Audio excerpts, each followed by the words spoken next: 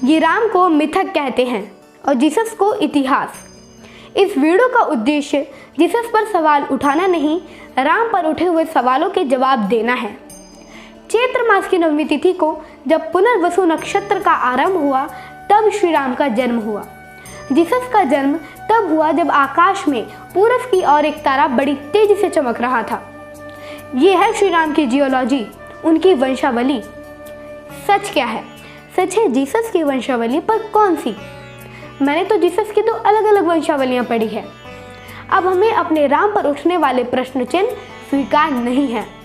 सोया हुआ सनातन चैतन्य है, सजग है, वो वक्त कुछ अलग था, ये वक्त कुछ अलग है।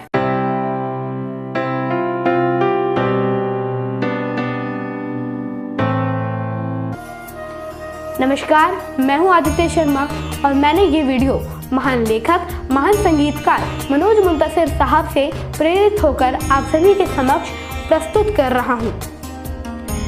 आज श्री राम नवमी है।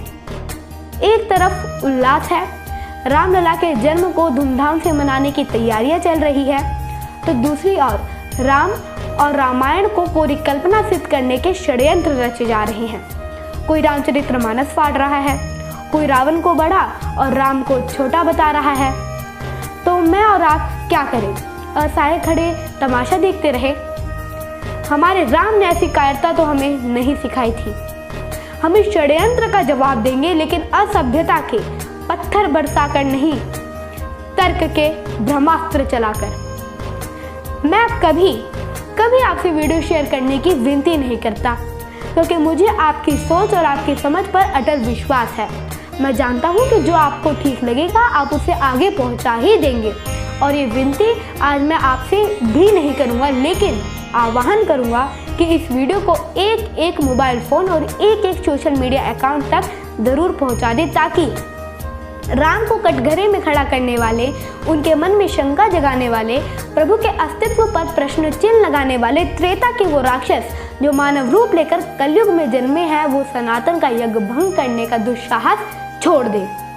इस वीडियो को शेयर करके आप पूरे विश्व को एक ही संदेश देंगे कि सोया हुआ सनातन चैतन्य है, सजग है, वो वक्त कुछ अलग था, ये वक्त कुछ अलग है।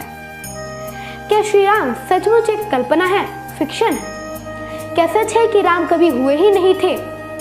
श्रद्धा से बात करें तो ये सवाल गलत है, ब्लास्फेमी है, ईश निंदा है, ईश द्रोह है। लेकिन ब्लास्फेमी का कॉन्सेप्ट हमारे यहाँ है ही नहीं। यहाँ तो जिज्ञासा का सम्मान शास्त्रार्थ की परंपरा है। सवाल पूछने पर ना सुकरात की तरह जहर दिया जाता है और ना ही सरमद की तरह सर काट दिया जाता है, बल्कि सर झुकाकर विनम्रता से उत्तर देना हमारी परिपाटी है। कुरुक्षेत्र की रणभूमि में अर्जुन एक ही सवाल किसी बच्चे की तरह बार बार दोहराते रहे और साक्षात नारायण जगत गुरु श्री कृष्ण बड़े धैर्य से 18 अध्यायों में उनकी शंका का समाधान करते रहे। नचिकेता नाम का बालक तो अपना प्रश्न लेकर यमराज तक जा पहुंचा और यमराज को भी उसके प्रश्न सुनने पड़े। तो राम के अस्तित्व पर प्रश्न उठाने वालों से नाराज होना ठीक नहीं, ये हमारी परंपरा के विरुद्ध है। इन्हें शांति और तर्क से उत्तर देते हैं। ये राम को मिथक कहते हैं और जीसस को इतिहास। इतना प्रामाणिक इतिहास की तारीखों की गिनती भी जीसस से ही शुरू करते हैं। BC और AD का कॉन्सेप्ट तो आप जानते ही हैं। मैं ये समझना चाहता हूँ कि क्या सचमुच श्री राम एक मनगढ़ंत कहानी है और ईसा मसीह ही सचमुच हुए थे? आइए फिक्शन और फैक्ट के बीच एक कंपैरेटिव स्टडी करते हैं, तुलनात्मक अध्ययन। लेकिन पहले एक डिस्प्ले में डाल दूं कि मैं जीसस के एक्सिस्टेंस में विश्वास करता हूँ। एकम सद विप्रा बहुधा वदंती धारणा के अनुसार मैं मानता हूँ कि सत्य किसी एक में नहीं, बहुतों में अपने अपने तरीके से अपनी अपनी भाषा में व्यक्त किया है। तो श्री राम हो या जीसस या बुद्ध, हमें सीखना सबसे है। इस वीडियो का उद्देश्य जीसस पर सवाल उठाना नहीं, राम पर उठे हुए सवालों का जवाब देना है, बस। श्री राम की कथा वाल्मीकि जी ने लिखी और क्राइस्ट की सारी प्रामाणिकताएं मैथ्यू, मार्क, लूक और जॉन के संदर्भों के कारण टिकी हुई है। जन्म से शुरू करते हैं। महर्षि वाल्मीकि लिखते हैं कि चैत्र मास के नवमी तिथि को जब पूर्ण वसु नक्षत्र का आरंभ हुआ तब श्री राम का जन्म हुआ। और जीसस एक्जैक्टली कब जन्मे थे, दिन और तिथि तो छोड़िए, महीना, मौसम, साल मैथ्यू, लूक, मार्क, जॉन ने कहीं नहीं बताया। मैथ्यू ने ये जरूर कहा था कि जब जीसस का जन्म हुआ था तब आकाश में पूरब की ओर एक तारा बड़ी तेजी से चमक रहा था, बस इतना ही, कोई डिटेल कहीं और नहीं मिलता है। श्री राम अयोध्या के राजमहल में जन्मे, माँ कौशल्या की कोख से जन्मे, ये मनगढ़ंत कहानी है। जीसस मैरी से जन्मे, शायद किसी गुफा में, ठीक से पता नहीं है, कहीं बेथलेहम में, आसपास एक्यूरेसी नहीं है, डिटेलिंग नहीं है, फिर भी जीसस का जन्म फैक्ट है और राम जन्म फिक्शन। कमाल है। श्री राम के पिता थे महाराजा दशरथ, दशरथ के पिता थे अज, उनके पिता महाराजा रघु, रघु के पिता दिलीप, जिनको दीर्घबाहु भी कहा जाता है, दिलीप के पिता खटवांग, और पीछे जाते हैं तो विश्वसह, सतरथ, मूलक, अश्मक, सौदाक, सुदास, सर्वकाम, और अगर और पीछे जाते हैं तो राजा सत्य, हरिश्चंद्र, मांधाता, ये सब त्रेता युग में हुए थे। अगर और पीछे जाए तो पता चलता है कि ये कहानी महाराजा इक्ष्वाकु से शुरू हुई थी, जो पहले सूर्यवंशी राजा थे।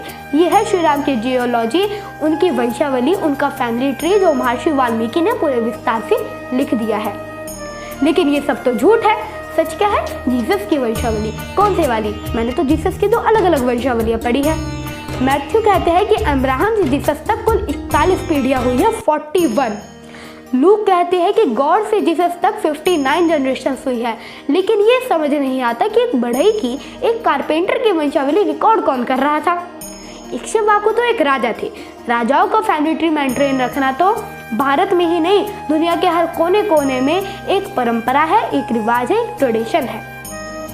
लेकिन जीसस, जब तक जीसस नहीं हुए थे, वो बढ़ई के बेटे ही तो थे। मैंने आज तक नहीं सुना कि किसी और कारपेंटर का फैमिली ट्री संभाल के रखा गया हो।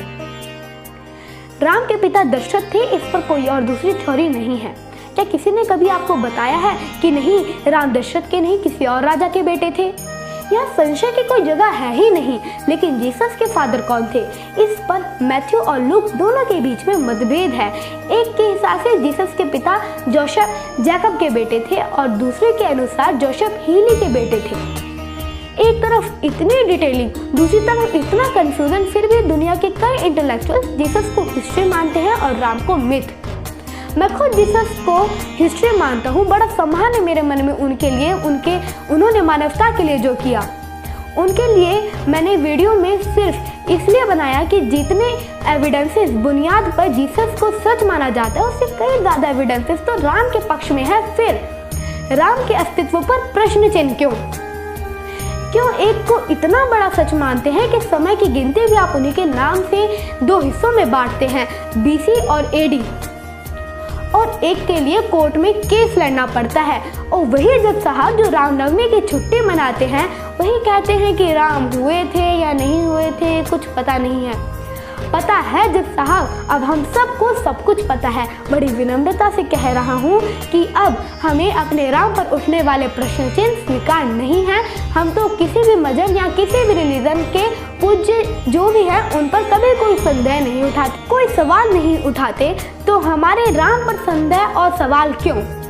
आप जीसस को हिस्ट्री माने, मोहम्मद साहब को हिस्ट्री माने, हम भी मानते हैं, लेकिन राम को मिथ कहा जाए, कोई कल्पना कहा जाए, तो ये हमसे और नहीं सुना जाएगा और ना ही और सहा जाएगा। जय श्री राम।